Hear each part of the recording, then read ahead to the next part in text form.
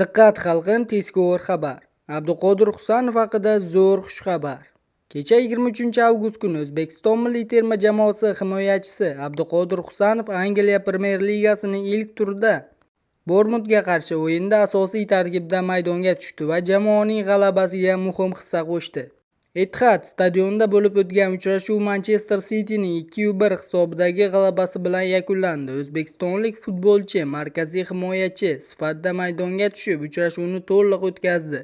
Statistik portal Husanovning o'yinini 8.2 ballga baholadi. Himoyachi 90 ta uzatmaning 87 tasini aniq amalga oshirib, 97% natija qayd etdi. Shuningdek, u uchrashuv davomida 97 marta to'pga tegindi. Ma'lumot uchun, Manchester City tarkibida Husanovdan faqat Mark Gehi yuqori ball oldi.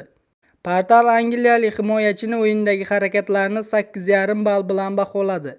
Sizga yetkazmoqchi bo'lgan xabarlarimiz shulardan iborat edi. Kanalimizga obuna va like tugmachasini bosib qo'yishni unutmang. Xayr, salomat bo'ling.